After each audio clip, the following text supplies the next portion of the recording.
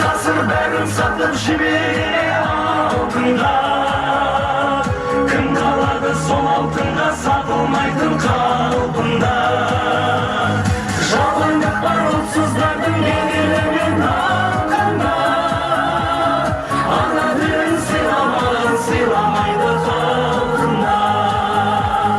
Ұлтсыздану заманында тең нарық табанында. Күндізгік бар қанамында. Рухыңды басып кетті қара.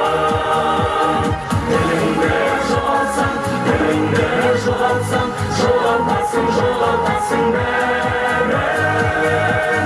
Тіліңді жоғалтсаң, тіліңді жоғалтсаң, жоғалтасың, жоғалтасың бәрін.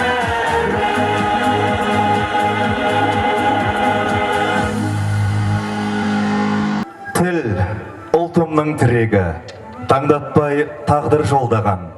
Тіл ұлтымның жүрегі, лүпілін Алла қолдаған. Тіл қорқыттың арманы, асан қайғы өрлеткен.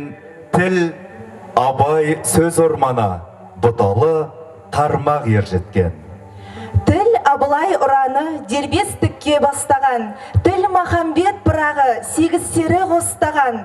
Тіл Сарарқа Саржайлау Құрманғазы Тәттімбет. Тіл туған жер Ақжайлау ақ сүтпен сіңген ақ міндет. Бүгінгі шараға Қазақстан Республикасы парламенті мәжілісінің депутаты Болат Бақбергенұлы және Қазақстан Республикасы ғылым және жоғарғы білім министрлігі тіл саясаты комитетінің басқарма басшысы Қайыржан Алдашұлы. Сонымен қатар Алматы облыстық мәслихаттың төрағасы Қуат Сұлтанұлы қатысып отыр. Сонымен қатар қоғам қайраткерлері, облыстың мәслихат депутаттары, зиялы қауым өкілдері, тіл жанашырлары, ақсақалдар алқасы, аналар кеңесі, этно-мәдени бірлестіктердің мүшелері бүгінгі тіл фестивалінің құрметті қонақтары. Сүйемін өз тілімді, ана тілім, бесікте жатқанымда берген білім. Шыр етіп жерге түскен минутымнан құлағыма сіңірген таныс үнін. Құрметті қауым, алғашқы құттықтау сөз Ұйғыр ауданының әкімі Елеусізова Бота Серік қызына беріледі. Облыстық деңгейдегі тіл фестивалінің жабылу салтанатында бас қосып отырмыз. Сондай-ақ бұл мерекемен қатар ұлт ұстазы Алаштың ардақты перзенті Ахмет Байтұрсынұлының да туған күніне тұспа-тұс келіп отыр. Ұлы ұстаздың ұлттың сақталуына да, жоғалуына да себеп болатын нәрсенің ең қуаттысы тілі. Сөзі жоғалған жұрттың өзі де жоғалады деген ғибратында айтылғандай, тіл тәуелсіздіктің айғағы. Саяси тұрақтылықтың да негізгі кілті тілде жатыр. Себебі тіл қай ұлттың болмасын тарихы мен тағдыры, тәлімі мен тәрбиесінің негізі, ең құнды байлығы, қатынас құралы екендігі сөзсіз. Бұл шараның міндеті де маңызды, мақсаты да айқын. Мемлекеттік тілдің мәртебесін көтеру, оның қолданыс аясын кеңейту, тілдік кемсітушіліктерге жол бермеу, қазақ тілінің мемлекеттік тіл ретінде халқымызды ұйыстыру жолындағы маңызды рөлін дәріптеу, мемлекеттік тілде сөйлеуді өзге этностармен бірлесе отырып, сәнге айналдыру. Осындай бағытты бетке алған тіл фестивалі халықтар арасындағы достық қарым-қатынасты одан әрі нығайта түседі деген сенімдемін. Осы орайда мемлекет басшысы Қасым-Жомарт Кемелұлы Тоқаев қазақ тілі қазақтың жаны, біз мемлекеттік тілдің мәртебесін көтеру бағытындағы жұмыстарды үздіксіз жалғастыра береміз деп атап өткендей, Қазақстан өзінің тәуелсіздік жылдарында мемлекеттік тілдің жүйелі түрде дамуына ерекше көңіл бөліп келеді. Қазақ тілінің қолдану аясын кеңейту бағытындағы нәтижелі жұмыстардың арқасында халықтың тарихи жады қайта тіріліп, өшкені шаңғандай болды. Бүгінде қоғамымызда қазақтың болашағы, қазақ тілінде деген берік сенім, ертеңгі күнге деген жарқын үміт түбегейлі орнықты. Елімізде қазақ тіліне деген құрметтің көрсеткіші артқан сайын тұрақтылық пен бірлік те арта береді. Бұл орайда біздің ауданымызда мекен етіп жатқан еңбекқор халықтың мемлекеттік тілді меңгеру деңгейі өте жоғары және тұрғындардың барлық бөлігін қамтиды деп нық сеніммен айтуға болады. Мемлекеттік тілге құрмет көрсетілгендіктен бұл өлкедегі этностардың арасындағы ауыз бірлікте мызғымастай берік қалыптасқан. Құрметті көпшілік, көп этносты еліміздің киелі шаңырағына шаншылған уықтай бірлікте мекен етіп келе жатқан барлық этностардың басын біріктіріп, бір арнаға ұйыстыратын ең маңызды рухани құрал ретінде мемлекеттік тіл, қазақтың тілінің қоғамдағы рөлі арта берсін. Тәуелсіздігіміздің тірегі болған мемлекеттік тілдің мәртебесі аласармасын. Елдігіміз еңселі, егемендігіміз ғұмырлы болғай. Мереке құтты болсын. Келесі құттықтау сөзі Қазақстан Республикасы парламенті мәжілісінің депутаты Керімбек Болат Бақбергенұлына беріледі. Қайырлы күн, құрметті жерлестер. Баршаңызды осы тіл фестиваль мерекесімен шын жүректен құттықтауға рұқсат етіңіздер.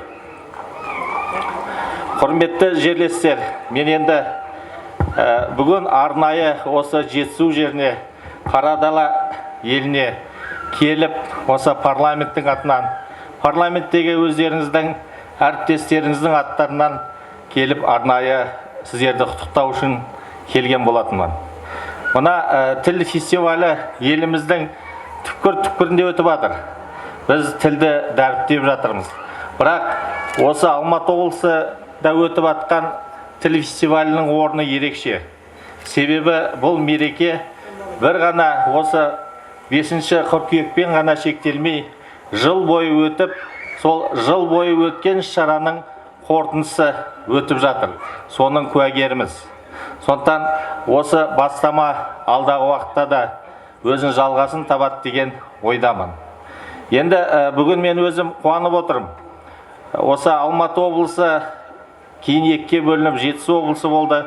Бірақ облыс екеу болғанымен әлгі қыранның екі қанатындай халқы бір, ниеті бір. Сондықтан осы Алматы облысы басқармасының құрылғанына 20 жыл толып отыр екен. Сонымен тұспа-тұс өтіп жатқан шараға арнайы кезінде осы басқарманы басқарған ағаларымыз келіп отыр. Мен де осы жерде қызмет етіп, өзіндік бір қолтаңбамызды қалдырып едік. Соған арнайы келіп, осы әріптестерімді көру үшін, сіздермен осы қуанышпен бөлісу үшін келіп отырмын. Сондықтан сіздерді көргеніме өте қуаныштымын. Тіл, ол айтып жатырмыз ғой, мәдениетіміздің, руханиятымыздың негізі. Жалпы Қазақстанда барлық тілдердің дамуына барлық мүмкіндік жасалып жатыр. Мына ұлтаралық қатынастың негізі осы біздің мемлекеттік тіліміз, ана тіліміз.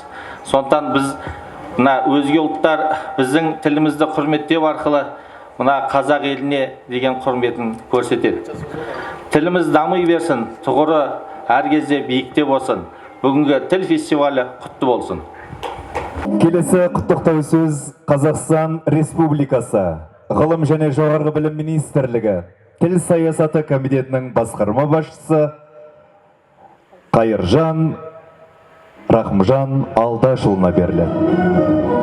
Қайырлы күн, құрметті қонақтар, қадірлі бүгінгі тіл фестиваліне қатысушылар. Бүгін ерекше күн, бүгін ұлт ұстазы Алаш көсемі Ахмет Байтұрсынұлының туған күні және Қазақстан халқының тілдері күні. Осы айтулы күнмен баршаңызды Қазақстан Республикасы Ғылым және жоғары білім министрлігі атынан және тіл саясаты комитетінің атынан құттықтауға рұқсат етіңіздер. Биылғы жыл ерекше жыл. Ерекшелігін біз биылғы жылғы 2025 жылғы ақпан айында Қонаев қаласында өткен үлкен шарамен белгілеген болатынбыз. Алматы қаласының тілдерді дамыту басқармасы 2005 жылы алғашқылардың бірі болып құрылып, қазіргі таңда осы басқарманың құрылғанына 20 жыл толып отыр. Тіл басқармасын осы 20 жылдың ішінде көптеген біздің ел ағалары басқарып, үлкен нәтижелерге қол жеткізген болатын. Бүгінгі күні осы ағаларымыздың салып кеткен сара жолын кейінгі ұрпақ білімді де білікті тәжірибелі мамандар жалғастырып отыр. Бүгінгі іс-шара осы атқарылған жемістің нәтижесі деп білеміз. Бүгінгі таңда Қазақстан Республикасында тіл саясатын дамытудың тұжырымдамасы Қазақстан Республикасы үкіметінің қаулысымен бекітіліп, тиісті түрде өз дәрежесінде жүзеге асырылуда. Соның нәтижесі ретінде көптеген біздің әкімдіктерде тіл басқармалары өздерінің жұмыстарын құрып, тиісті нәтижелерге қол жеткізуде. Бүгінгі таңда көптеген атап айтатын болсақ атқарылып жатқан жұмыстар бар. Әрине олардың бәрі осы өнерде атқарып жатқан біздің әріптестеріміздің еңбегі деп білеміз. Бүгінгі көрме мен жаңағы екі ұлт аспапты оркестрлердің ойнаған күйі бұл қасиетті киелі де Қазақстан деп аталатын бір шаңырақтың астында ұлттар мен ұлыстардың тату тәтті өмір сүріп жатқанының белгісі деп білеміз. Бүгінгі күні осы іс-шараның осы ауданда өткізілуі бұл осы іс-шараға үлкен дәлел деп білеміз. Мен өзім осы арнайы шараға келгеніме өте қуаныштымын. Көптеген ағалармен танысып, біздің әріптестеріміздің тағы да бір жүйелі жұмыстың куәгері болып отырмын. Құрметті әріптестер, құрметті қонақтар, бүгінгі мереке құтты болсын, тәуелсіздігіміз тұғырлы болсын, еліміздің ана тілін асқақтату жолындағы жұмыстарыңызға сәттілік тілеймін. Көп рахмет. Құрметті Қайыржан Алдашұлы, ортада қалсаңыз, себебі дәл қазір облыста мемлекеттік тілдің дамуына үлес қосып жүрген азаматтарға Қазақстан Республикасы ғылым және жоғары білім министрінің марапаттарын тапсыруыңызды сұраймыз.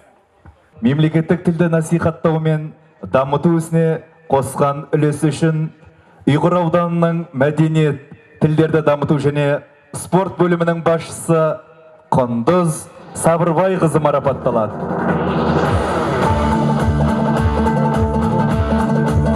Қазақстан Республикасының ғылым және жоғары білім министрінің құрмет грамотасына министр саясат Нұрбек қол қойған.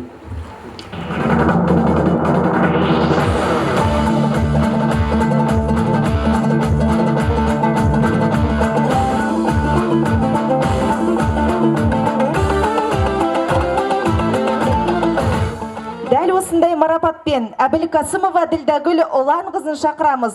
Талғар ауданының Бесағаш ауылдық округі әкімінің аппаратының бас маманы.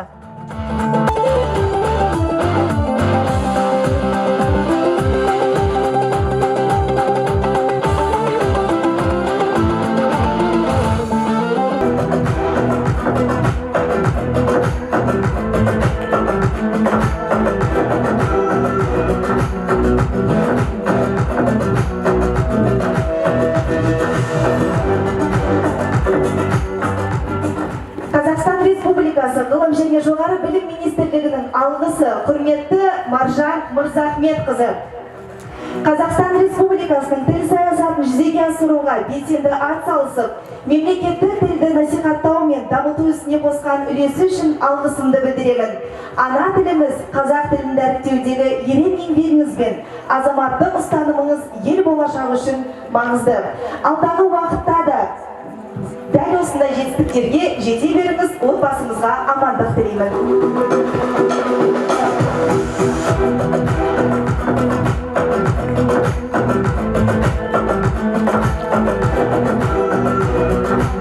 Дәл осылай марапатпен Алматы облысы тіл әдістемелік орталығының бөлім басшысы Шыңғысбаева Ақжарқын Бейбіт қызы марапатталады.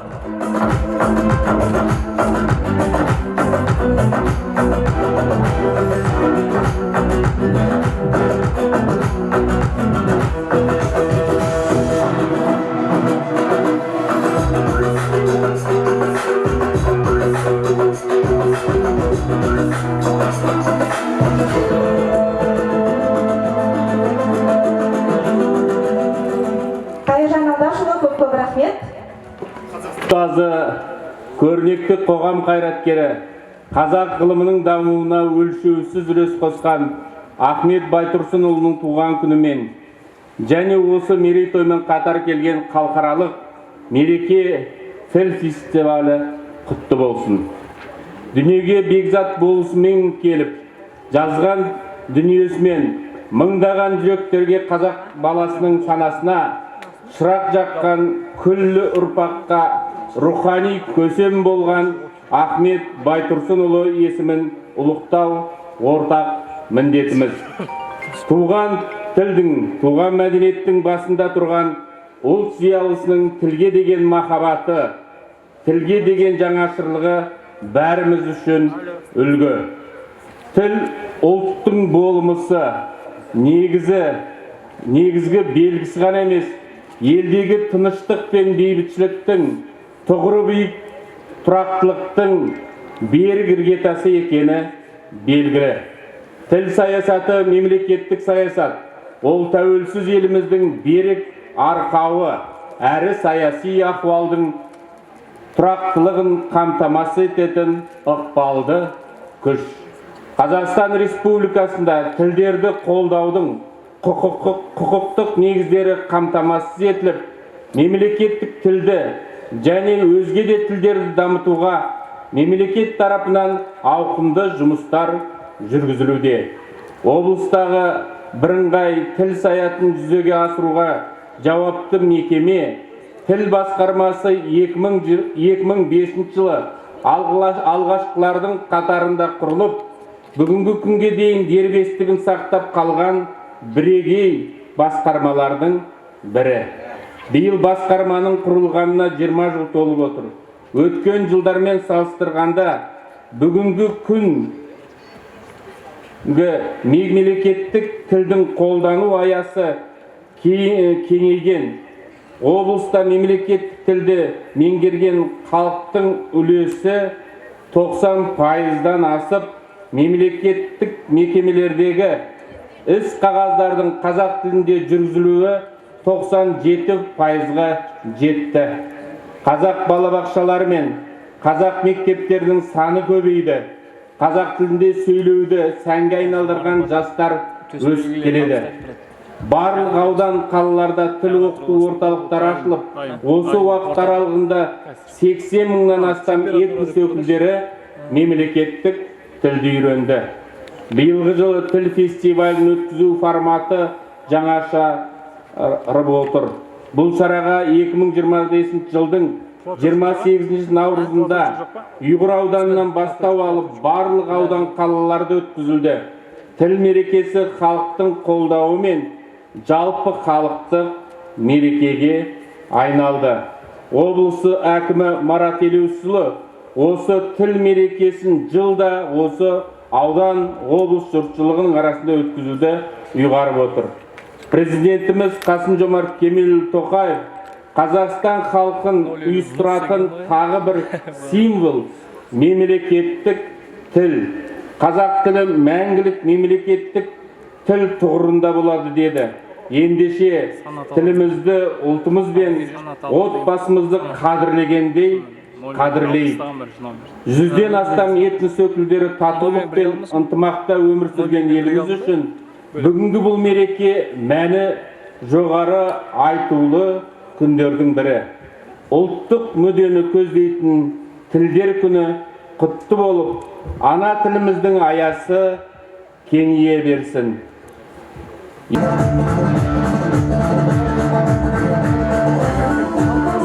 Моменттер түсіріп алсайшы телефонға. Моменттер түсіріп алсайшы телефонға.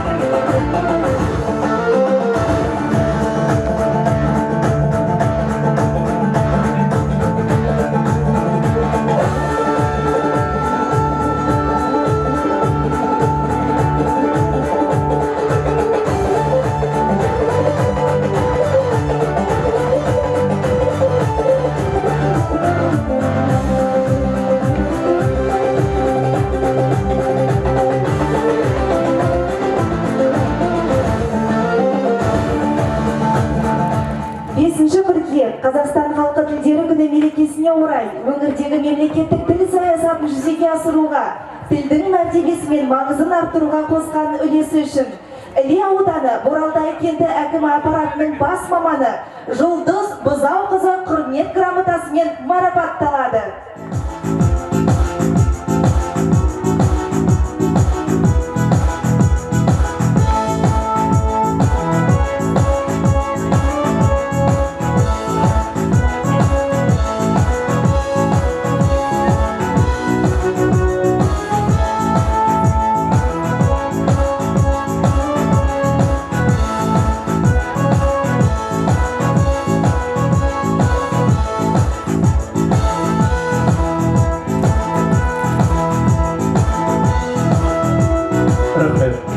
Қарасай ауданы Керімбаев атындағы орта мектептің қазақ тілі мен әдебиеті пәнінің мұғалімі Байзитова Айман Наурызхан қызы марапатталады.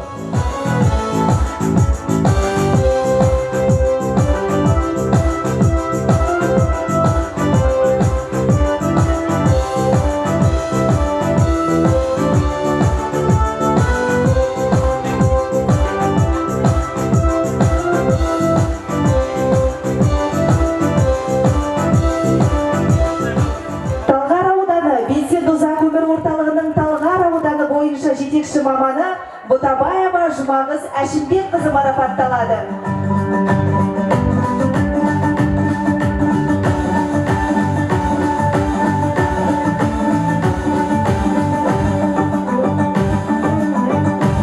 Рахмет, дәл осындай марапатпен Кеген ауданының мәдениет тілдерді дамыту, дене шынықтыру және спорт бөлімінің бас маманы Бозымбаева Ғалия Дәулеткерімқызы марапатталады.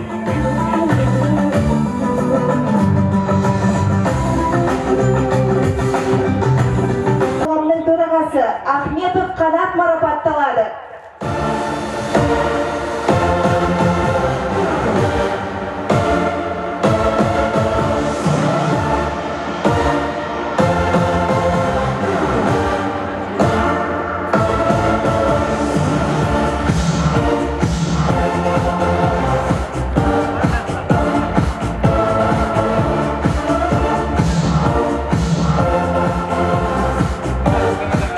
Рахмет, дәл осындай марапатпен Алматы облысы тіл оқу-әдістемелік орталығының басшысы Амантай Қуаныш Амантайұлы марапатталады.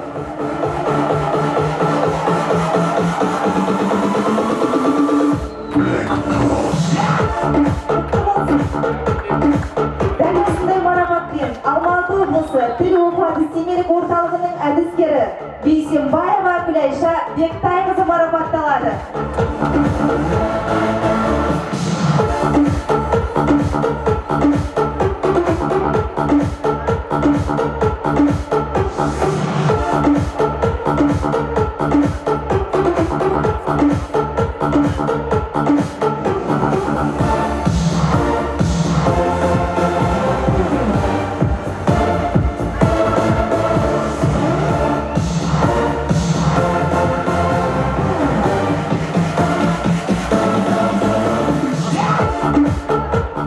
Рахмет, үстіміздегі жылы тіл фестивальдері барлық аудандар мен Алатау қаласында бірыңғай жүйемен өткізіліп, халықтың көңілінен шықты.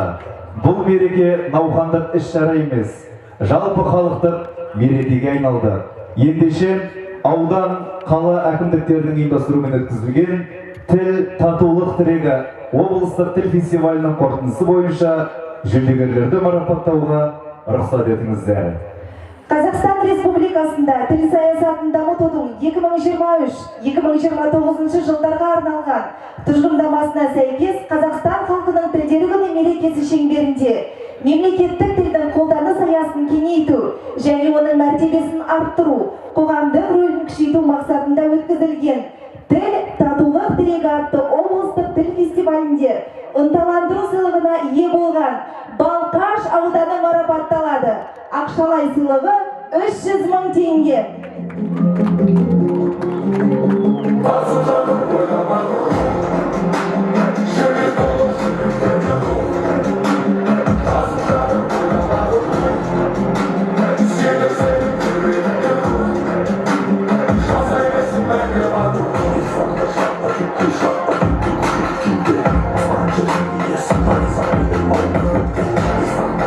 Рахмет, дәл осындай мәртебемен ынталандыру сыйлығы Райымбек ауданына марапатталады.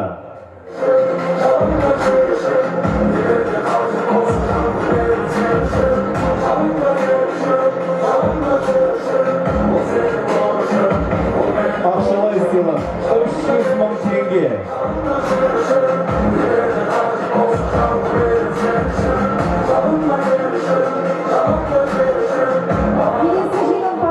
Ынталандыру сыйлығы Іле ауданы марапатталады.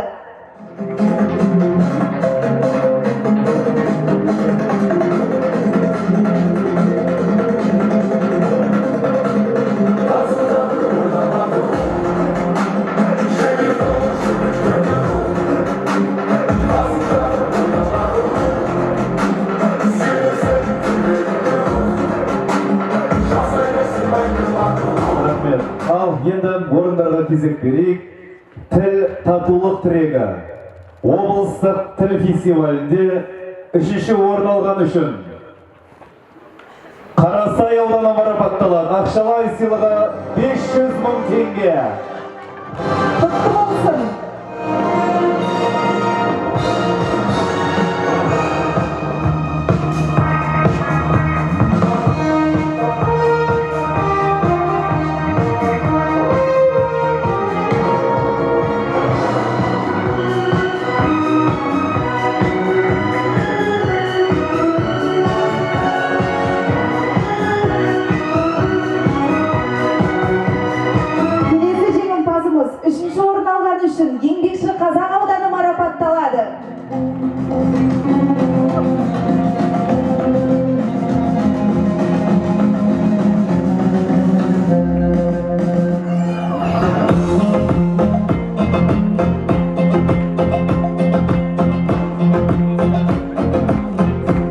Рахмет. Тағы да бір 3-ші орын алғаны үшін Алатау қаласы марапатталады.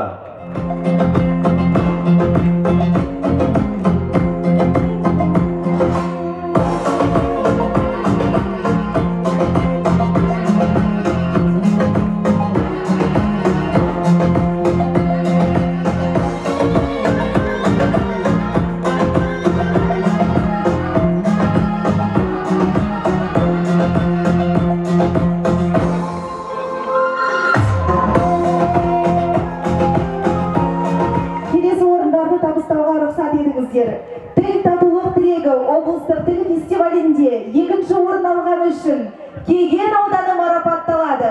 Ақшалай сыйлығы 700 мың теңге.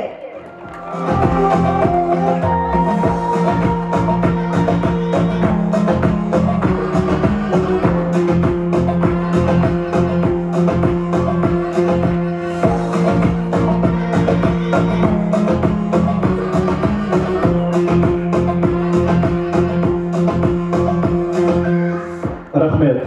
Тағы да 2-ші орын алғаны үшін Жамбыл ауданы марапатталады.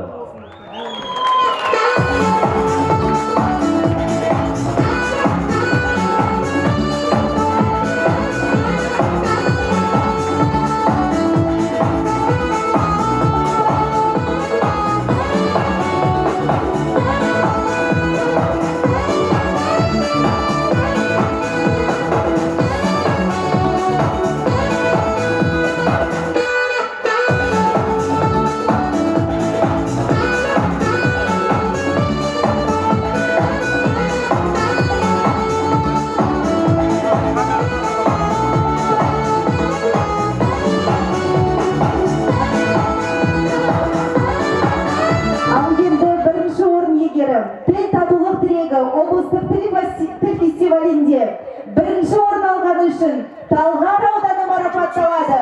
Ақшалай сыйлығы 1 миллион теңге. Құтты болсын.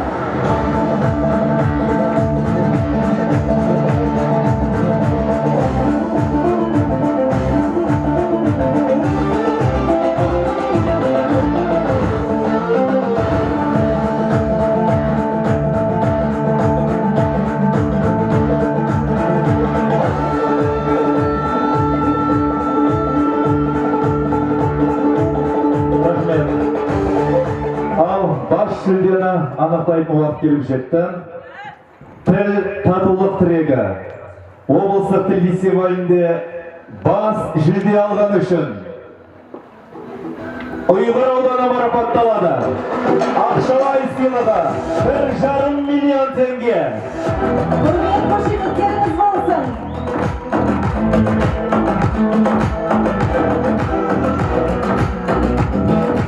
Ұйғыр ауданы халқын шын жүректен құттықтаймыз.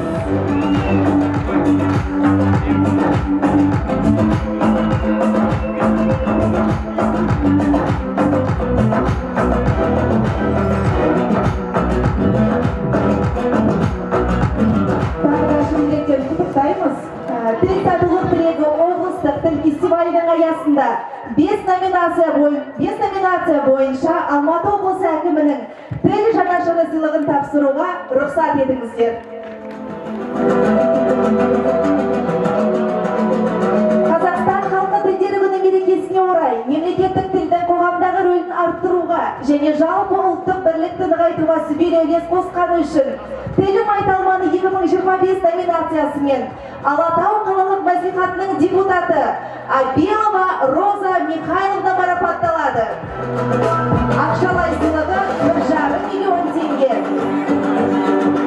Кешірім сұраймын, 1,5 миллион теңге. 1,5 миллион алуға берсін. Рахмет. Қалған өзің қалтаңнан төлеп жүрме? 150 мың теңге ғой? Ұялатыны құдайымыз бар еді.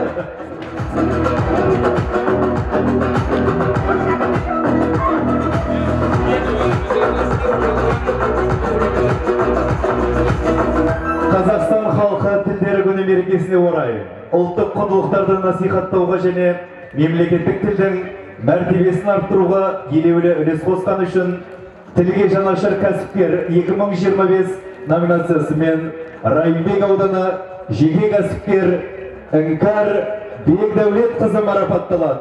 Ақшалай сыйлығы 150 мың теңге.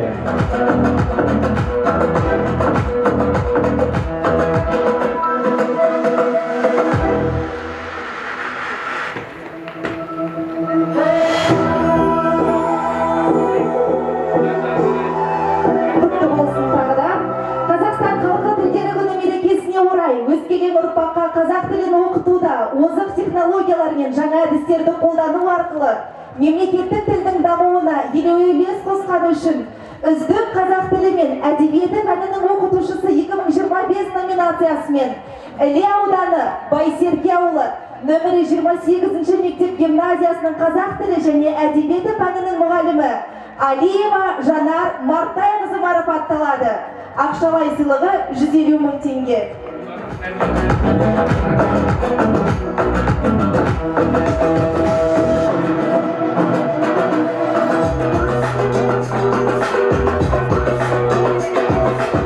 Рахмет. Келесі марапатқа көшейік. Қазақстан халқы тілдері күні мерекесіне орай өңірдегі тіл саясатын жүзеге асыруға бағытталған бейнероликтерді сапалы дайындап, мемлекеттік тілдің мәртебесін арттыруға елеулі үлес қосқан үшін үздік бейнеролик 2025 номинациясымен Балқаш аудандық кітапханасының бағдарламашы мобилографы Ирсаева Диана Шәріпқызы марапатталады.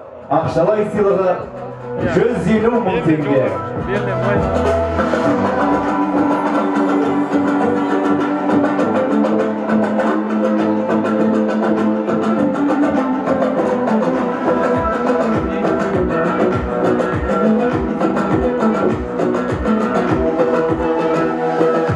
Қазақстан халқы тілдері күні мерекесіне орай қазақ, орыс, ағылшын, түрік тілдерін еркін меңгеріп, әртүрлі деңгейдегі тілдік шараларға белсенді қатысқаны үшін тіл шебері 2025 номинациясымен Қарасай ауданы Қайнар орта мектебінің бастауыш сынып мұғалімі Ибишева Зулиха Назимқызы марапатталады.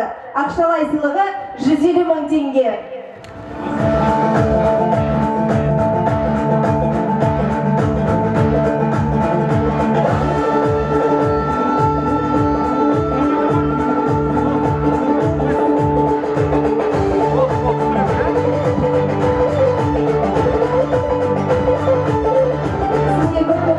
Өз орныңызға жайғаса берсеңіз болады.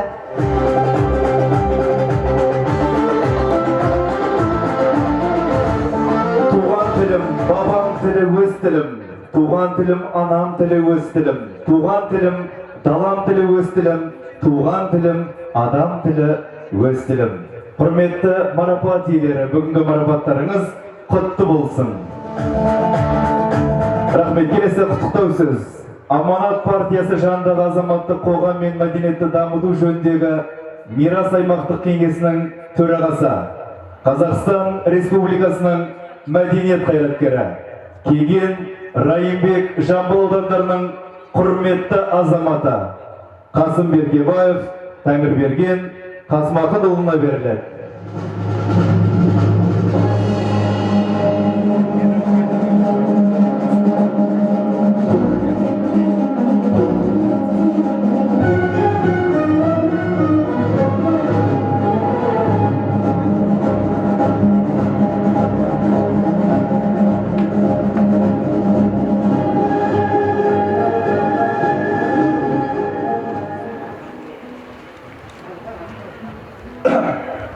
Құрметті көпшілік, қадірлі тіл жанашырлары, бүгінгі асқақтап өтіп жатқан тіл мерекесі құтты болсын.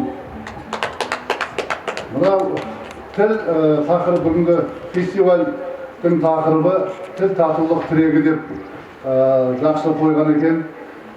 Тіл халықтың рухы, тіл халықтың тірегі, тәуелсіздік тірегі деп те айтуға болады. Мен енді кішкене 1 минут қана шегініс жасап, осы тілдерді дамыту мен қолданудың тарихына кішкене 1 минутта шегініс жасайын деп отырмын. Әлемде 5.000 мен 7.000 арасында тіл бар екен. Соның ішінде мына біздің қазақ тілі ең шұрайлы да, ең мәдениетті де, ең тарихы мен ғұмыры терең жатқан тілдердің бірі. Біз енді осыны тәуелсіздік алғаннан кейінгі жылдары тілдерді дамыту мен қолданудың 20 жылдық, одан кейін қазір тұжырымдамасы бекітілді. Соны жүзеге асыруға байланысты мемлекеттік бағдарлама қабылданған еді. Сол мемлекеттік бағдарламаны қабылдаған негізі аясында 20 жыл бұрын 1905 жылы осы Алматы облысы 2 облыс жаңа болатынын айтып кетті ғой, мәжіліс депутаты. Бір қыранның 2 қанаты сияқты Жетісуда 2 облыс бірігіп, бір облыс орталығы талдырғанда болды. Сол 2009 жылдары Алматы облысын басқарған әкіміміз Серік Әбікенұлының өзінің бастамасымен Талдықорғанда тіл сарайы салынды. Менің бақытыма сол кезде мен сол тіл сарайының алғашқы ашылу, соны арқада басқару, тілдерді дамыту басқармасының басқару құзыреті өзіме тигеніне мен қуанамын, әрі мақтанамын, әрі соны мақтаныш етемін. Сол кезде мынау тілдерді дамыту мен қолданудың тілдерді қандай жерде қолданамыз? Мемлекеттік тіл жақында ғана ата заңымыздың 30 жылдығында атап өтілгенде 7-ші бабында Қазақстан Республикасында мемлекеттік тіл қазақ тілі деп анық көрсетілген. Сол тілді жүзеге асыруға байланысты сол бағдарлама негізінде тұңғыш рет Қазақстанда сол тіл сарайы салынды. Тіл сарайында 3 тұғырлы тіл жүзеге асты. Қазіргі ең таңдаулы, қазіргі компьютер жүйемен енгізілген оқыту жүйесі енгізілді, және сол жерде оқыту орталықтары жұмыс істеді. Сонда мына өзге этнос өкілдері ұлтына қарамастан, түріне қарамастан сол мемлекет тілді жақсы игеруге соған атсалысты. Соның нәтижесінде мыңдаған өзге этнос өкілдері мемлекет тілді игерді. Сонда бағдарламаға байланысты мемлекеттік тілдің, яғни Қазақстанда мемлекетті құрайтын қазақ халқының айналасында бірігіп, соған атсалысуға үлес қосты. Соның нәтижесінде міне қазір мемлекет тіл барлық өзін-өз басқару ұйымдарында, мемлекеттік ұйымдарда, және де басқа финанстық, экономикалық, әлеуметтік саладағы барлық ұйымдарда мемлекеттік тілде пайдаланып жатырмыз. Бірақ оны арқарқа тереңдете түсу барлығымыз өзімізге байланысты. Жаңа білім министрлігінен келді, тілдер азамат ініміз сөйлеп жатыр ғой. Мемлекеттік тілді арқарқа дамыту бала бақшадан мектепке дейін, мектептен жоғарғы оқу орнына дейін, одан кейінгі қоғамдық ұйымдарда, мемлекеттік ұйымдарда жүзеге асыру керек. Оны біз жүзеге асыруға атсалысуымыз керек. Әрине қазір мемлекеттік тіл арқылы мемлекетіміздің қаншама қоғам қайраткерлері, ақын жазушыларымыз, ана Мұхтардың тілі, Мұхтар Әуезовті білмейтін дүниежүзінде ешкім жоқ. Ана біз жылдары 200-ге жуық томнан шығарылған, 100 томнан шыққан қазақтың классиктерінің таңдамалы шығармалары шықты. Ол халықаралық қауымдастыққа таратылды. Осының нәтижесінде біздің қазақ тілінің мәртебесі артты әлем деңгейінде. Президентіміз Қасым-Жомарт Тоқаевтың алғашқы жолдауында мемлекеттен қазақ тілі ғана болмай, халықаралық қатынас тіліне айналу керек дейді. Деген әңгімесі, қазір біз соны арқылы жүзеге асыруымыз керек. Мына бүгінгі фестиваль соның жақсы көрінісі деп ойлаймыз. Сол тіл сарайы ашылған жылы 2009 жылы сол бастық болып бардым басқарманың. Сол 3-4 жыл жұмыс істедік. 3-4 жылда осы тіл фестивалін әр ауданға барып, ауданның президент пен өкіметтің өкілі, аудан әкімдері есеп беретін. Осындай сентябрь айының, октябрь-сентябрь айында бір айлық жарияланып, 22 сентябрь дейміз ғой, қыркүйекте қорытындыланады. Енді биыл мынау өте жақсы, алаш ардақтысы, үлкен тіл білімнің атасы деп болады. Ахмет Байтұрсыновтың туған күнімен орайластырылған шара өте жақсы болды. Тілге жаңа тіл жанашырлары, тілді бар жан тәнімен сүйіп, еңбек етіп жүрген азаматтар бүгін тиісті өздерінің марапаттарын алды. тілдің қорытындысы шығарылды. Бұл енді жетісу жеріндегі үлкен бір жақсы шара, үрдіс. Біз сол жаңағы 2009-15 жылда дейміз. Осының жалғасы міне бүгін басталып отыр. Бұл үрдісті дамыта беру өте орынды. Жаңа ініміз мәслихаттың төрағасы Қуат Сұлтанұлы айтты ғой. Облыс әкімі осыны ары қарата дәстүрге айналып ұсынып отыр деп. Бұл өте жақсы. Біз осыны ары қарата жүзеге асыру, барлық халыққа ары қарата жүзеге асыруымыз керек. Барлық салада атсалысуымыз керек. Енді бүгін сіздердің барлықтарыңызға осы мереке құтты болсын деймін.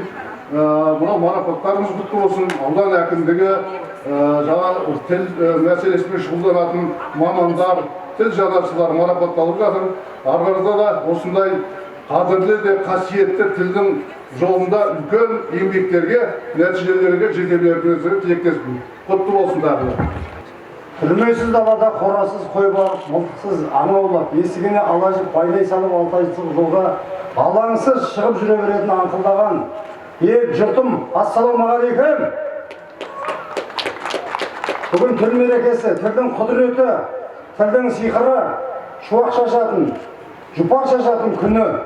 Алматы облысы аспан таулар аясында аруақ көтеріп отырған осы бір қасиетті іс-шара, игі шара. Дәстүрге айналып келе жатыр. Құдай қаласа, Ахмет Байтұрсыновтың туған күнімен тұғыры көтеріліп жатыр. Және осында біздің ғылым докторы, профессор Сағатбек Медеубек ұстазымның да туған күні бүгін. Онда болса қошемет деп қоюға болады. Бүгін ғалымдардың туған күнінде тіл мерекесі ағайын. Сол ынтымақ бірліктің жүрегі болатын тіл, мемлекет тілдің мәртебесі әрқашанда биік болсын. Біздің жаратылыс сазбен сөзден басталғанда тіршілікке тасталған, топырақтан жаралғаным рас болса, не іздеп жүрміз? Не іздеп жүрмін? Аспаннан, аспан деді масалмайтын асуды, жер деп айттым, топырақты шашулы. Тіршілікте бірікпейтін отпен су бүлк-бүлк етіп, тамырында қосылды дейді. Бақытбек Илхан дейтін бір ақын бар, сол айтады.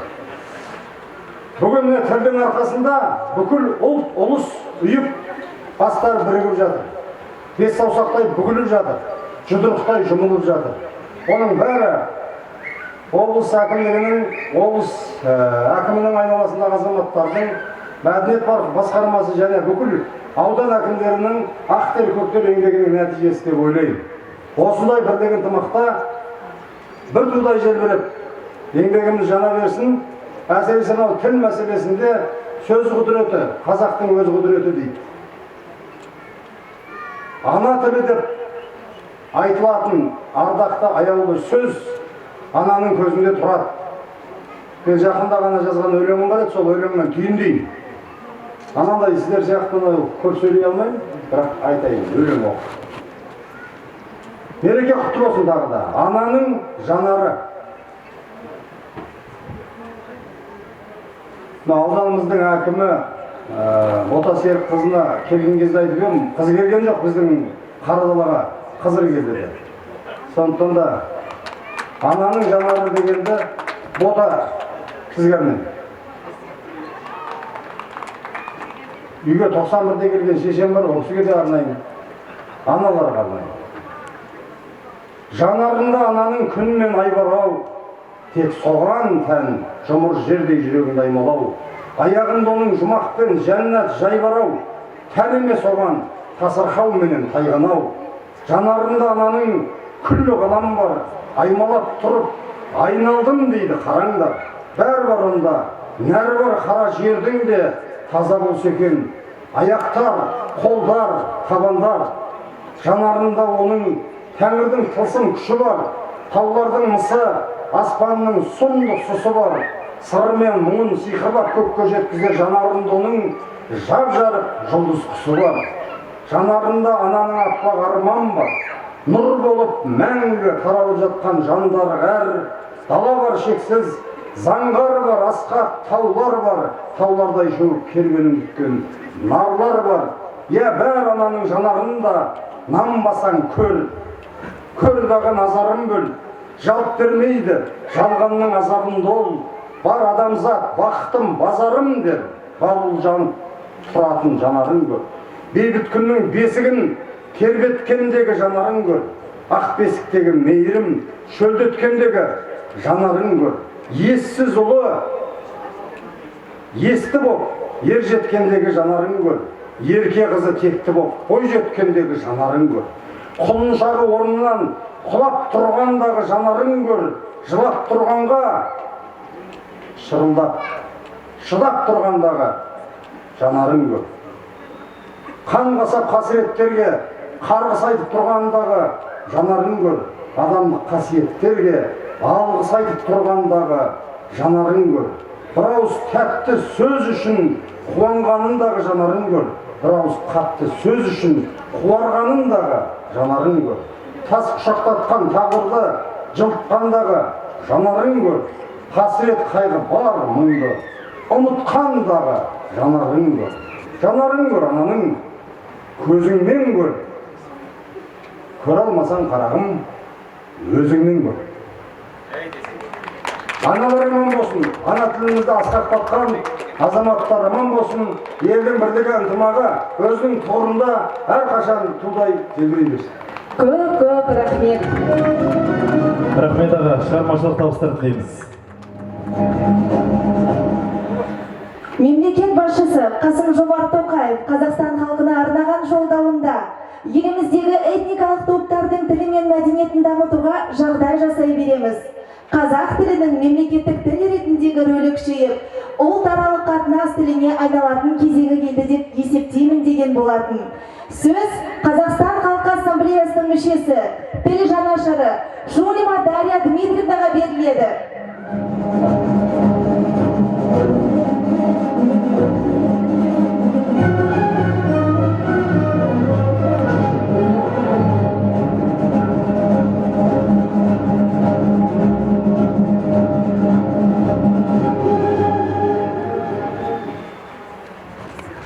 Қайырлы күн, құрметті қонақтар. Бүгін біз қазақ руханиятының ұлы тұлғасы, ұлттық ағартушы рух пен тіл жанашыры, халқымыздың ұстазы атаған Ахмет Байтұрсынұлының туған күнімен тұспа-тұс келген тіл фестивалінде бас қосып отырмыз. Бұл жай ғана сәйкес емес, өйткені тіл елдіктің тірегі, бірліктің діңгегі, руханиямыздың айнасы. Ахмет Байтұрсынұлы ұлттық сақталуында да жоғалуында себеп болатын нәрсенің ең қуаттысы тіл деген еді. Сондықтан да біз үшін тіл мемлекетіміздің тұтастығы мен болашағымыздың кепілі. Шынында да тіл жүректен туған асыл қазына. Ол халықтың мәдениеті мен тарихын, салт дәстүрін, болмыс бітімін сақтап тұратын алтын көпір. Бүгінгі мерекеде ұлты басқа болса да, отаны ортақ тағдыры бір барлық этностардың қазақ тілін құрметтеп, ортақ құндылықтарға қолдау көрсетуде. Бірлік бар жерде тірлік бар, ынтымақ бар жерде ырыс бар. Тіл халықты жақындастырады, жүректерді тоғыстырады. Осы мереке біз тек мемлекеттік тілде ғана емес, еліміздегі барлық этностардың тілінде мәдениеті деген құрметте паш. Қазақ халқы ықылым заманынан бірлікті ту етіп, татулықты бағаланған. Бүгінде тәуелсіз Қазақстанда 130-дан астам этнос өкілдері бір шаңырақ астында өмір сүріп жатыр. Оларды басын біріктіріп, туған ортақ құндылық, ортақ отан Қазақстан. Бұл татулық пен келісімнің нақты көрінісі. Тіл достықтың алтын көпірі, ынтымақтың тірегі. Қазақ тілін меңгеру әрбір қазақстандық үшін құрмет әрі парыз. Себебі тіл ұрпаққа аманат, елге береке, халыққа рухани күш-қуат. Егер елдің тілін дамып, қолданыс аясы кеңесе, онда сол елдің болашағы, жарқын келешегі кемел болмақ. Қадірімді қадірменді қауым, тіл мерекесін атап өту баршамыз үшін жауапты сәт. Бұл күн ұрпақ санасына мемлекеттік тілдің мәртебесін сіңіру, жас буынға Ахмет Байтұрсынұлының мұрасын үлгі ету. Бүгінгі күн татулықтың, бірліктің, елдіктің мерекесі болсын. Бірлігіміз деген тіліміз, төрімізде ынтымағымыз артып, елдігіміз нығая берсін. Тәуелсіздік Қазақстанның көк байрағы астында қазақ тілі татулық пен достық тілі болып барша халықты біріктірсін. Қазақ ұлтының ұлттық белгісінің мерекесі. Қазақ тілінің мерекесі Қазақстан мемлекеттігінің белгісінің мерекесі.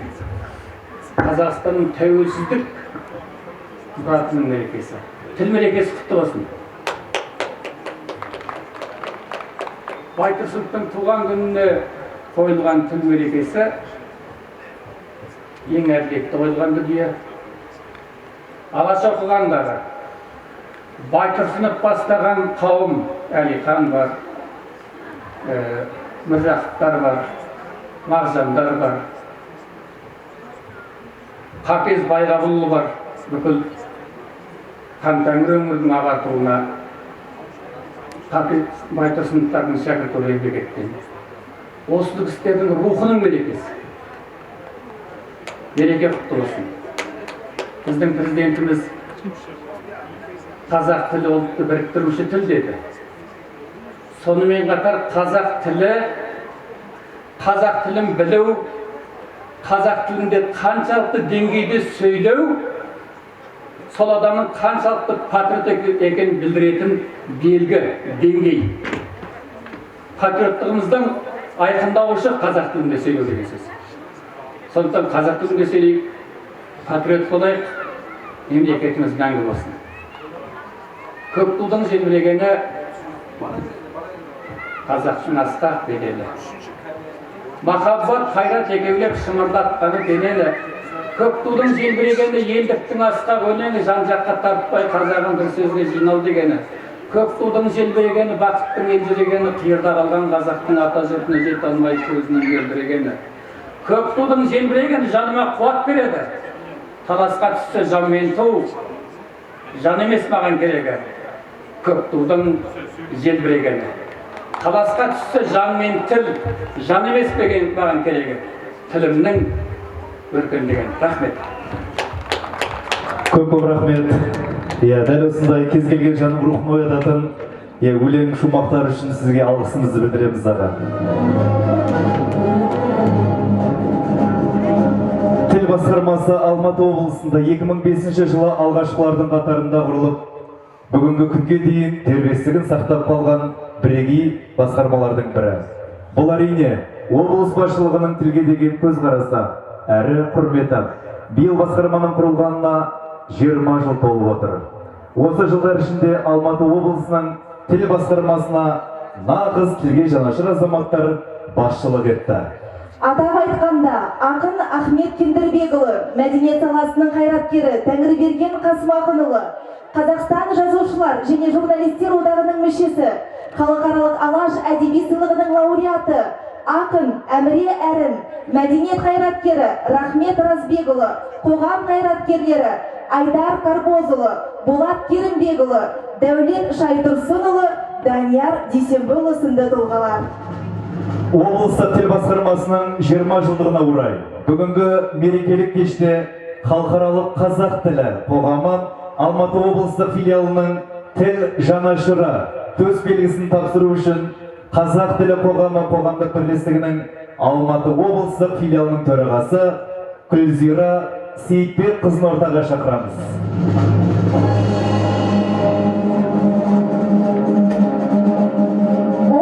Қазақ тілі қоғамының тіл жанашыры төсбелгісімен ғалым, өнер зерттеушісі, филология ғылымдарының кандидаты Сағатбек Медебекұлы марапатталады.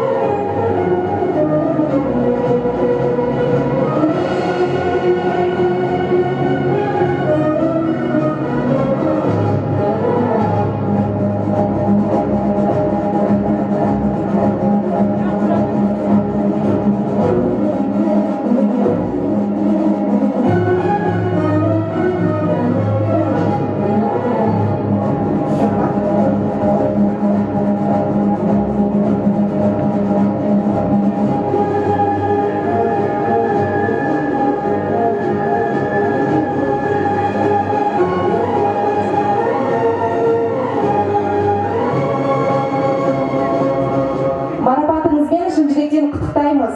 Аманат партиясы жанындағы азаматтық қоғам мен мәдениетті дамыту жөніндегі Мирас аймақтық кеңесінің төрағасы 2010-2013 жылдар аралығында облыстық тілдерді дамыту басқармасының басшысы лауазымын атқарған Қасымбек Кебаев Тәңірберген Қасымақынұлы марапатталады.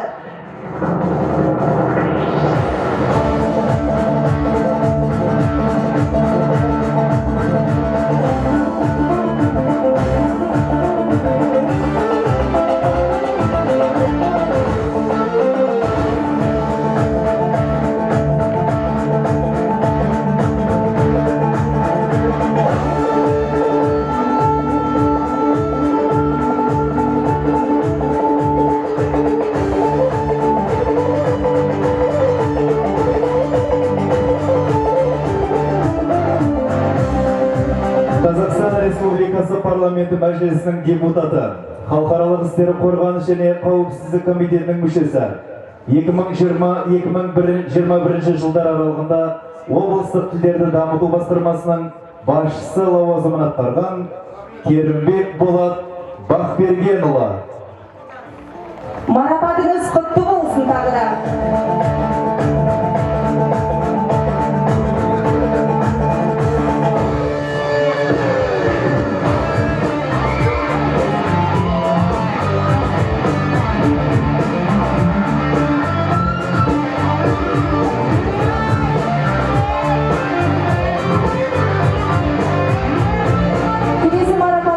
Алматы облыстық мәслихатының депутаты, Қазақстан халқы ассамблеясының депутаттық тобының басшысы Нұрдаулетов Сұлтан Нұрғайыпұлы.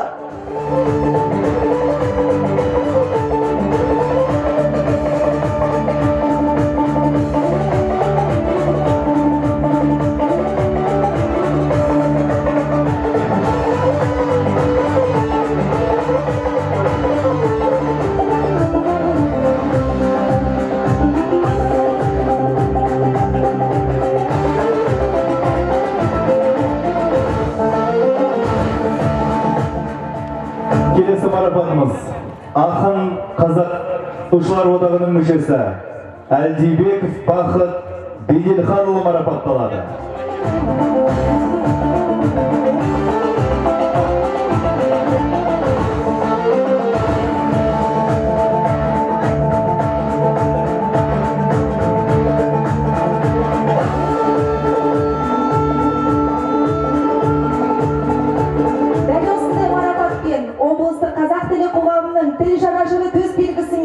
Алматы облысының тілдерді дамыту жөніндегі басқармасының маманы Абылажимова Гүлбану Сейітқазықызы марапатталады.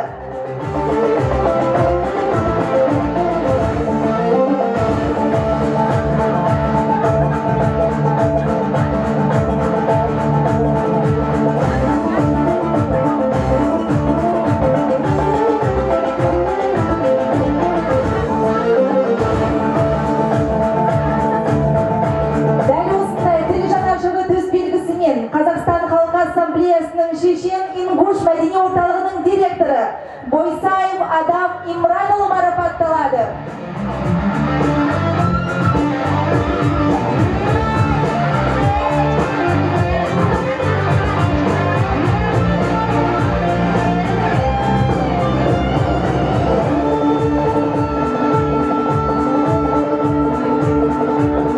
Рахмет. Дәл осындай тіл жанашыры төсбелгісімен ардагер ұстаз Ұйғыр аудан құрылтты Әлбеков Тоқтағын марапатталады.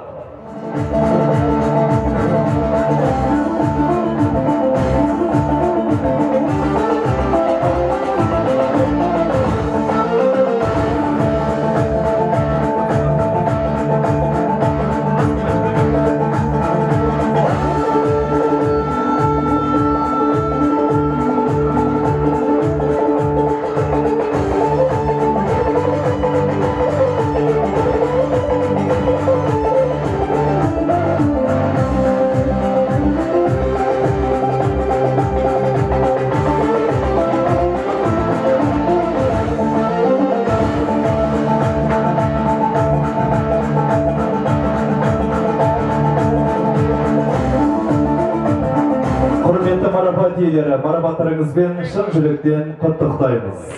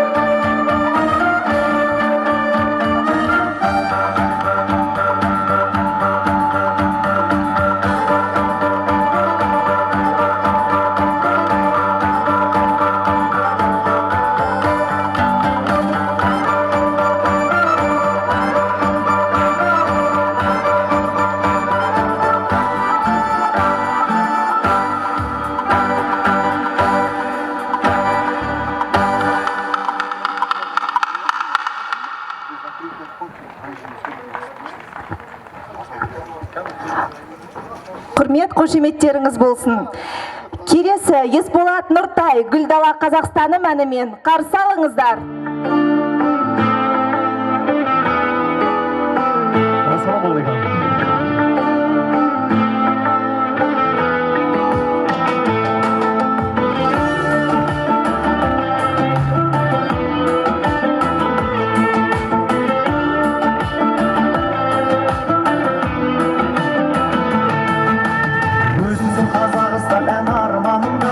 Аяулым алтын бесік қара орманында бір нәрсе жетпейді деу қате болар. Өзіңді ұйламайда қалам барында сен менің шұғылаға толған баламсың. Жасампазым сағынасың жолдарда аласың. Бабамның көздерінің қарашы ең баламның бақытына қорған боласың. Гүлдала Қазақстаным, әндала Қазақстаным, жандала Қазақстаным, кең дала Қазақстаным.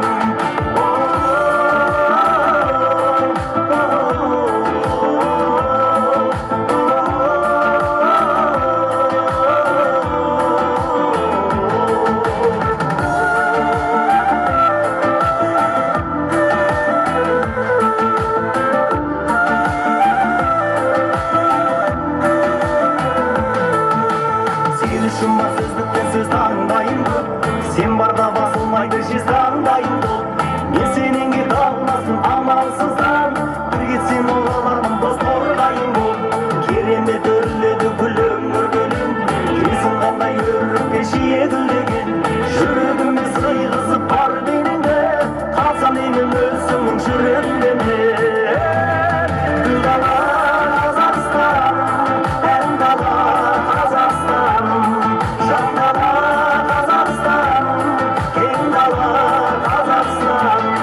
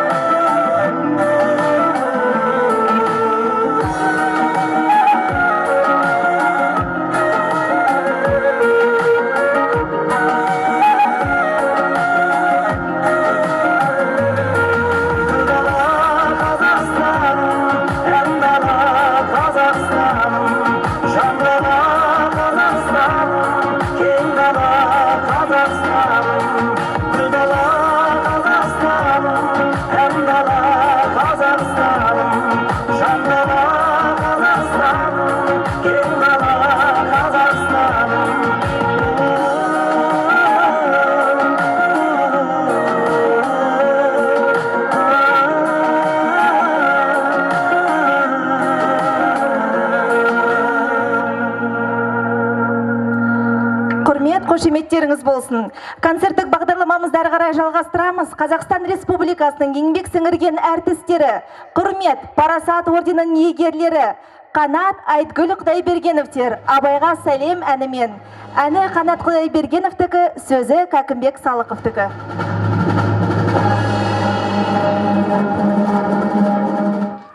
Қайырлы күн, Қарадала жұрты, қасиетті Қарадаланың жұрты.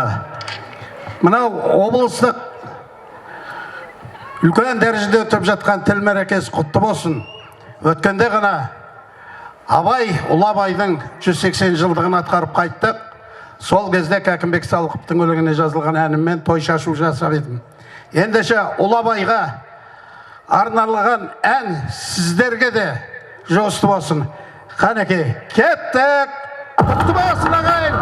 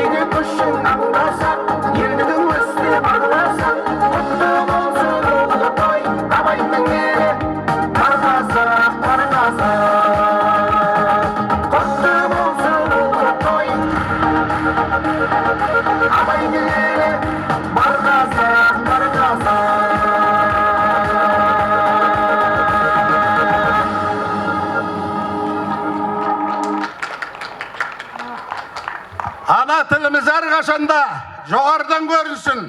Әрқашанда жолы ашық болсын, жолың болсын, жолаушы.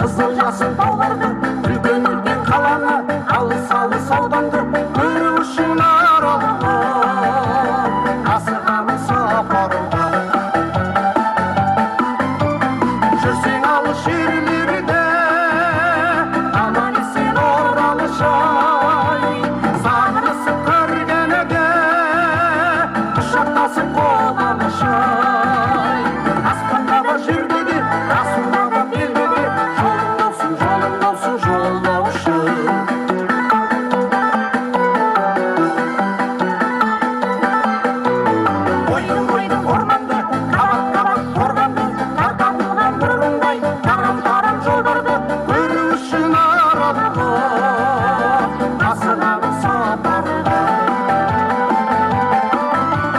жүрсең алыс жерлерде аман есен оралышай сағынысып көргенде құшақтасып қол алышай аспанда да жерде де астында да белде де жолың болсын жолаушы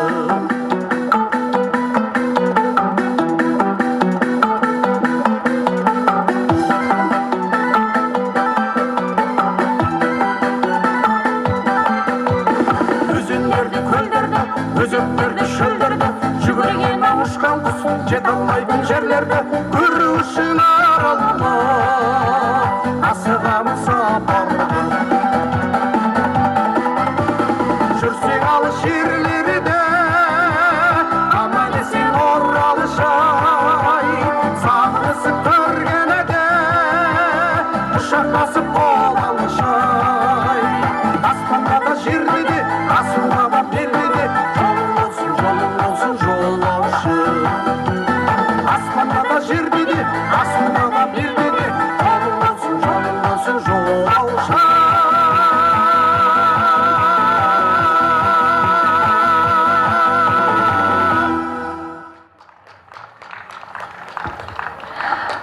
Құрмет қошеметтеріңіз болсын. Ал келесі орындаушыларымызды хабарлайық. Балжан Алтай, Ақерке Құрбан, Қай заман әнімен қарсы алыңыздар.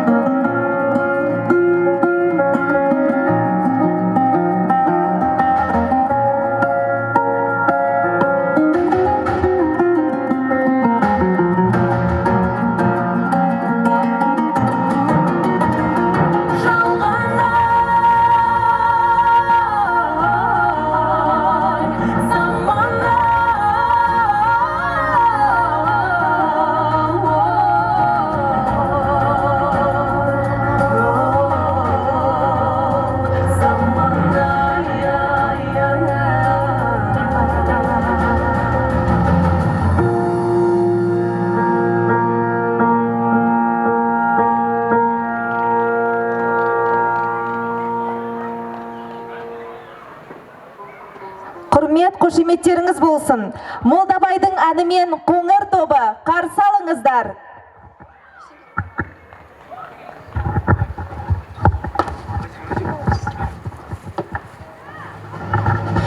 Қайырлы кеш, құрметті әнсүйер қауым, баршаларыңызға мереке құтты болсын. Қазақ тілі, қазақ аспанында шарықтай берсін. Ал біз келесі әнді тек қана өздеріңіздің құрметтеріңізге тартып етеміз. Қабыл алыңыздар. Молдабайдың әні Молдабай. Қуаныш құтты болсын.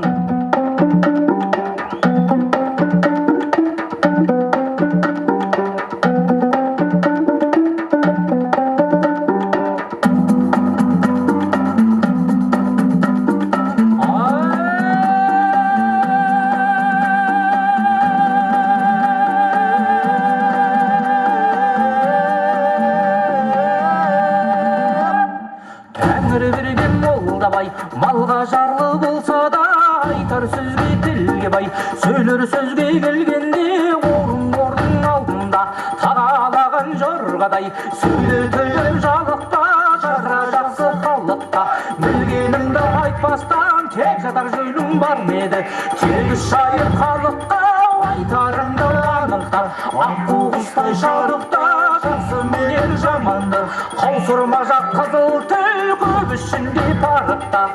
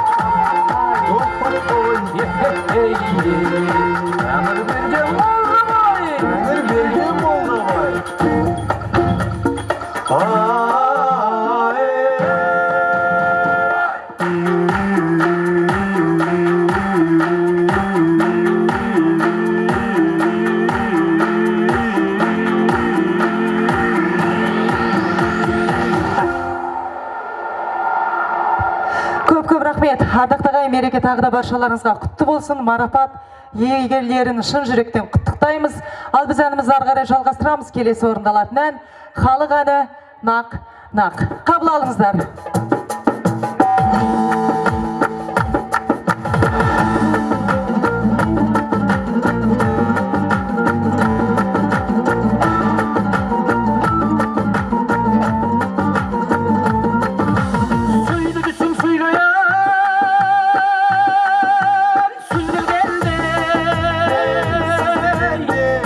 Şarvalar, büzülgünde ızgara, ay gelin samay kızlar.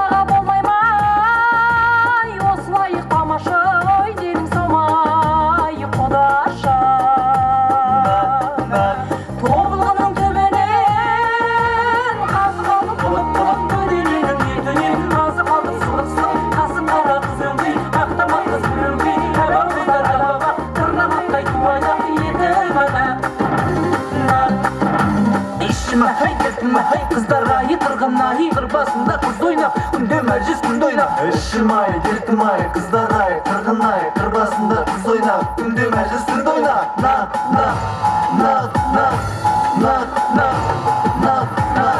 Айтта бар, қайтта бар, қыздарға сәлем айтта бар, жиналған қыз бозбала. Қосылып әнге салар.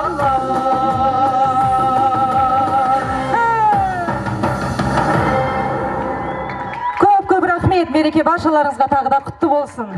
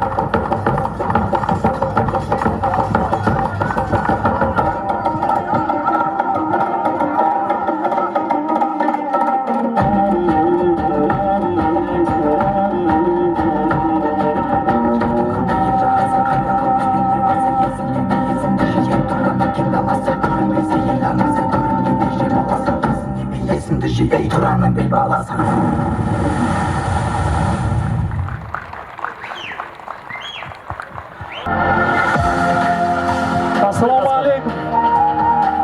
Çok güzel. Bereke kutlu olsun. Bir merekesi kutlu olsun. Hoşuma dayanmaya oturayım şu bereke. Orada fazla bereke. Bereke kutlu olsun.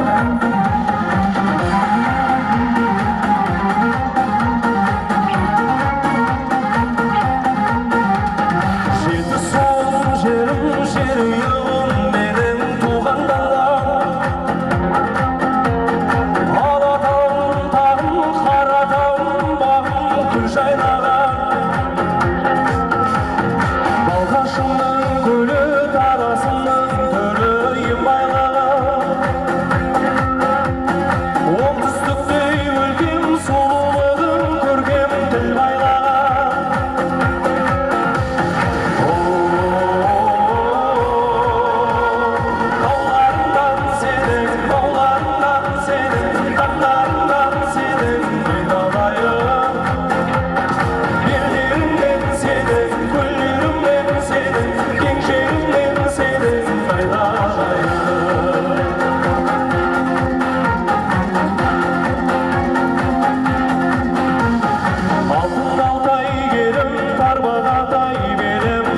басып өткен қарқаралым дару баянауыл аруға шын еткен көкшетауым орман қызыл жарық қорған қазағыма бақыт деген осы сарыарқада бізге нәсіл еткен қошемет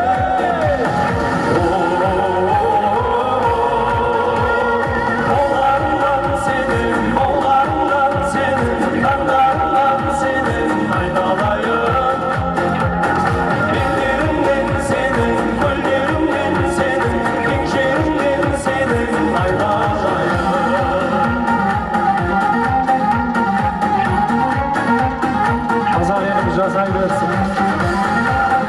Бейбітшілік заманда бақытты баянды өмір кешейік. Адам менен сырдан жайықтағы жырдан әр аламын. Ақтөбемен ырғыз атыраумен оралдар аламын. Көрген жан мәңгі ұмыта алмас таңды алаулаған. Маңғыстауым байлап Каспийімнің жаны жағалауы.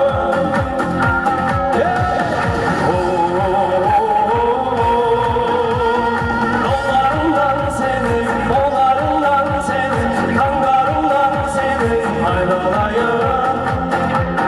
Белдеріңнен сенің, көлдеріңнен сенің, кең жеріңнен сенің айналайын. Айбыным да сенсің, байлығым да сенсің, әр жырым да сенсің, туған елім. Орбағым да сенсің, қорғаным да сенсің, зорбағым да сенсің, туған жерім. Қорғаным да сенсің, туған жерім.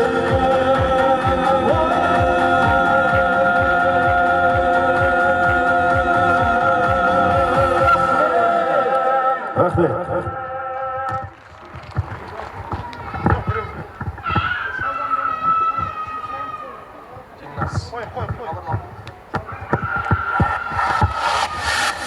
Дильназ Ералиеваның орындауындағы Ләтипә әні қабыл алыңыздар.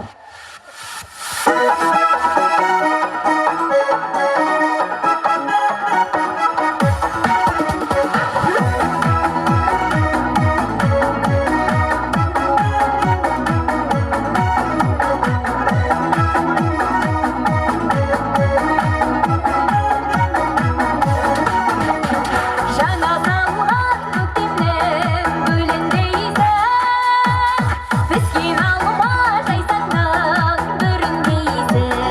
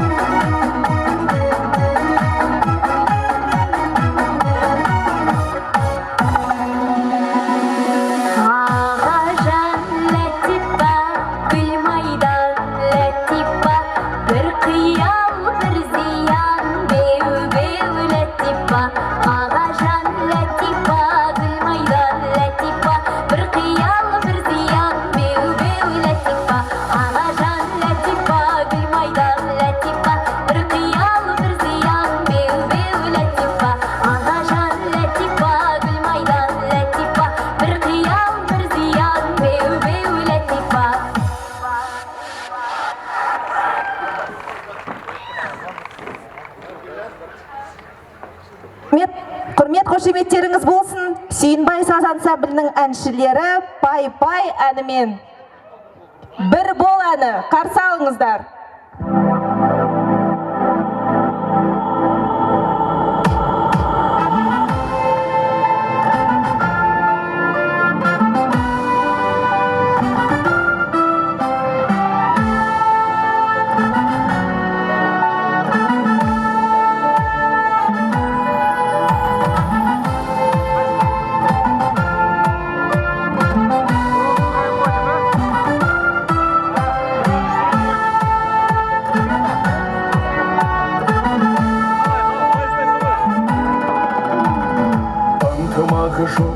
Тарихтан көңілдер қырылып кеткен жоғалып, ата заңы да елі де жері де таланып кеткен тоналып.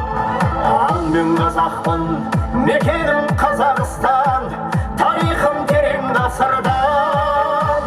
Ал мен қазақпын, мәңгілік елмін, тәуелсіз таңына тұрған.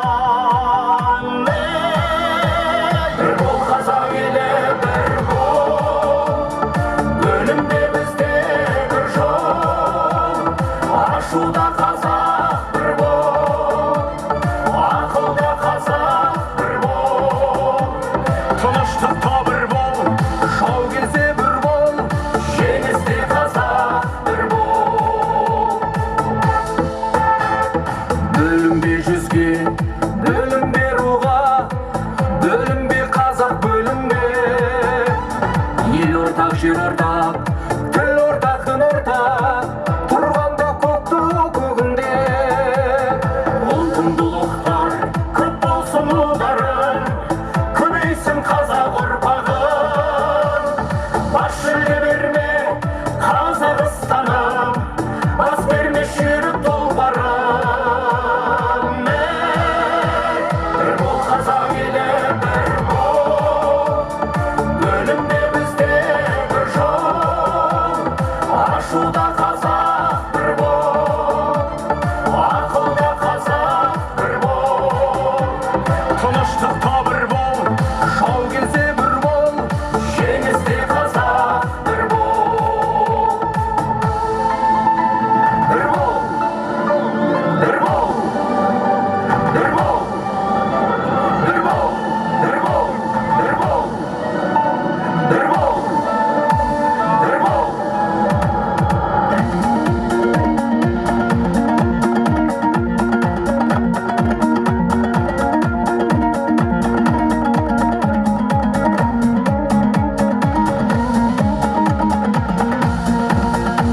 Бір бол қазақ елі, бір бол, бөлінбе бізде бір жол. Ашуда қазақ бір бол, ақылда қазақ бір бол. Азаттық құнын, тәуелсіз күнін, сақтадым қазақ тілін. Бір бол қазақ елі, бір бол, бөлінбе бізде бір жол. Ашуда қазақ бір бол, ақылда қазақ бір бол. Азаттық құнын, тәуелсіз күнін, сақтадым қазақ тілін. Тыныштықта бір бол, жау келсе бір бол, жеңісте қазақ бір бол.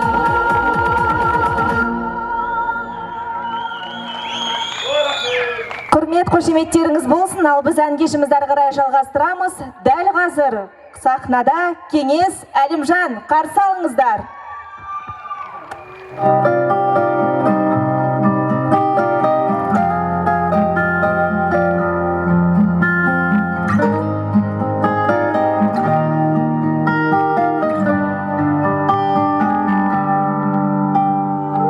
Тоғыз ай 10 күн тоғайды, өмірге мені жолдайды. Алты қат аспан астында анамдай адал болмайды, анамдай адам болмайды. Жалғызым жаным жан апам, мақтада мамы қалақан. жаны бос торғай баланың жаны балапан адамды алла көп сынар әкенің сөзі оқ шығар анаңдай сұлу адамсың жұмақ жақта да жоқ шығар періштең болып қорғайды пештей болып орнайды жеті қат жердің үстінде анамдай жылу болмайды анамдай сұлу болмайды жалғызым жаным жанапан мақтада мамығалаған ананың жаны бос торғай баланың жаны балапан адамды алла көп сынар әкенің сөзі оқ шығар анаңдай сұлу адамзат жұмақ жақта да жоқ шығар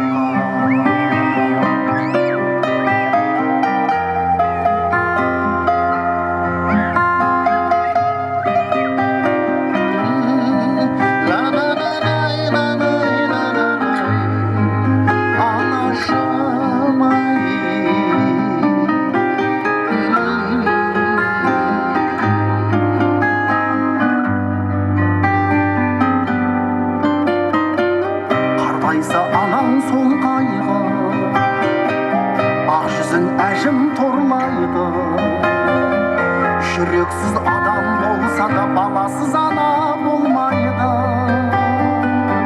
анасыз бала болмайды жалғызым жаным жанапан мақтада мамығалаған ананың жаны бос торғай баланың жаны балапан адамды алла көп сынар әкенің сөзі оқ шығар анаңдай сұлу адамзат жұмақ жақта да жоқ шығар жалғызым жаным жанапан мақтада мамығалаған ананың жаны бос торғай баланың жаны балапан адамды алла көп сынар әкенің сөзі оқ шығар анаңдай сұлу адамзат жұмақ жақта да жоқ шығар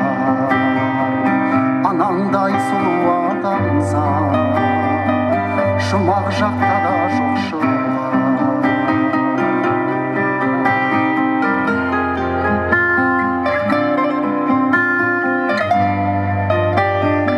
қайырлы кеш құрметті қасиетті Қарадала бүгінгі келіп жеткен тіл мерекесімен барлықтарыңызды шын жүректен құттықтаймын келесі тыңдайтын әндеріңіз ой жүрегіне ұялмайсың ба деген әнді қабыл алыңыздар сіздердің құрметтеріңіз үшін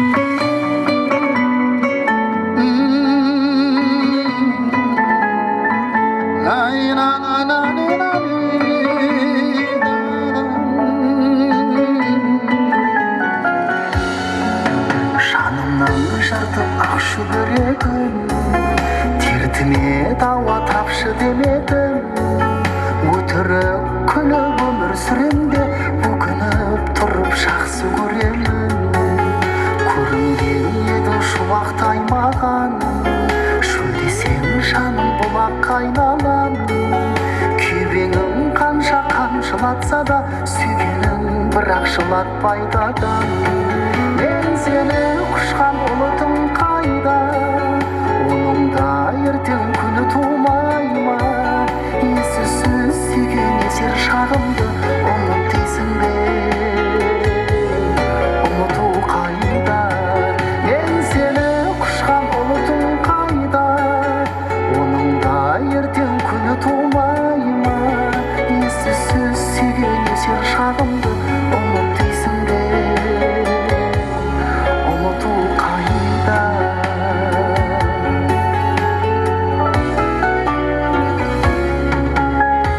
кір сезімге бөленбей қалам мұңын шағады өлеңдей маған жұлдыз көрінсе айдың жанынан есімің тоқып өлердей болам түн мені тағы ойға батырды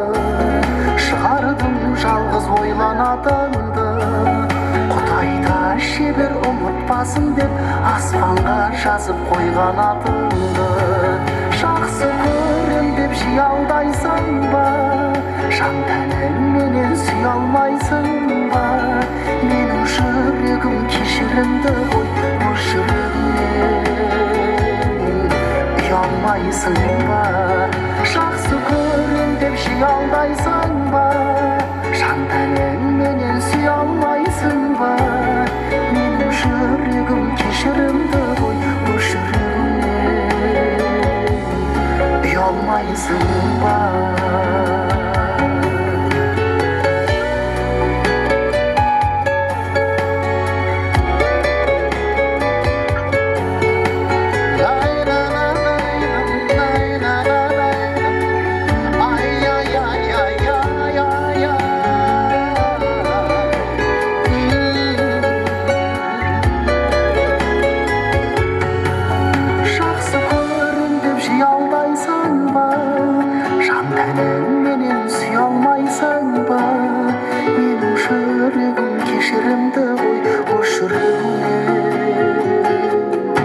ұялмайсың ба жақсы көрем деп жиі алдайсың ба жан тәніңменен сүйе алмайсың ба менің жүрегім кешірімді ғой бұл жүрегімнен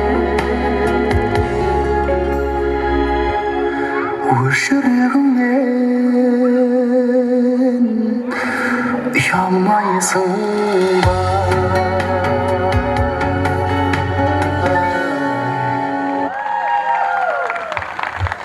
келесі әнді осы жердегі барша нәзік жандылардың құрметіне саған гүл алып барам деген әнді қабыл алыңыздар билеп отырыңыздар сіздердің құрметтеріңіз үшін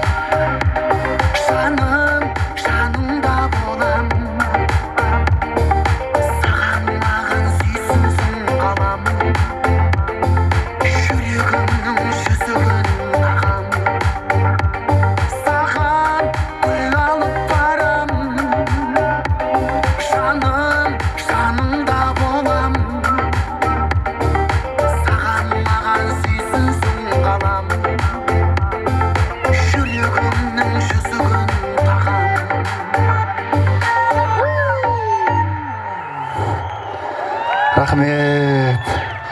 Келесі ән сіздің құрметтеріңіз үшін. Екеуміз,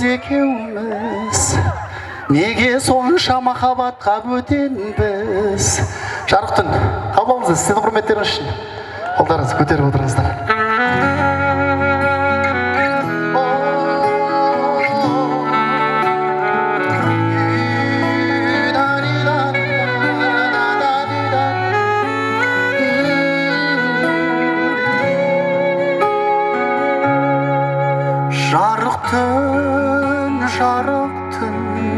Жарықтығы осындай ма там ұлттың, жұлдыз болып ағып түскен аспаннан, сенің ғана көз жасыңа қанықтың. Жұлдыз болып ағып түскен аспаннан, сенің ғана көз жасыңа қанықтың. Екеуміз,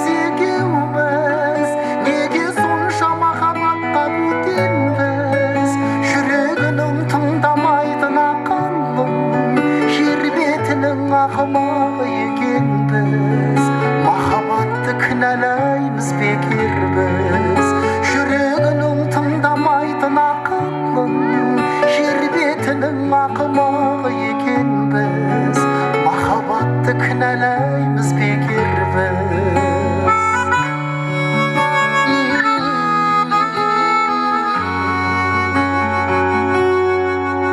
Көк аспан,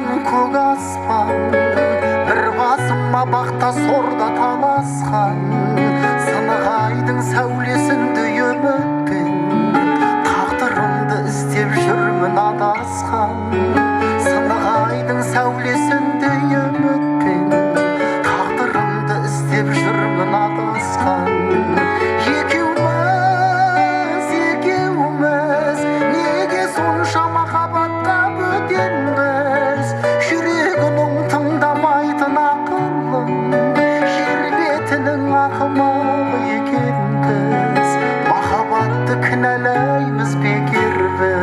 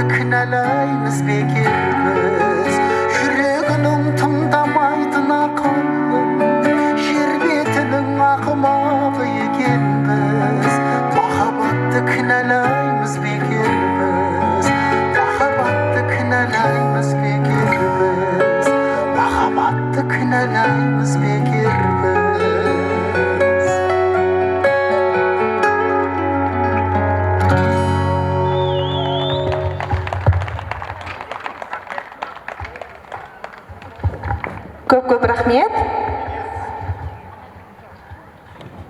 Кеңес Әлімжан, құрмет қошеметтеріңіз. Тілесің сен көңілімдегі жұлдыздың, үнісің сен келе жатқан ұл қыздың, сен арқылы көздің жауын алатын, құламайтын сәнді сарай тұрғыздым. Сен болмасаң, о туған ел, құным не? Мен жетпейтін маржан жатыр түбінде, аспан жұлдыз, жетім айда телміріп, тіл қатады маған ана тілімде.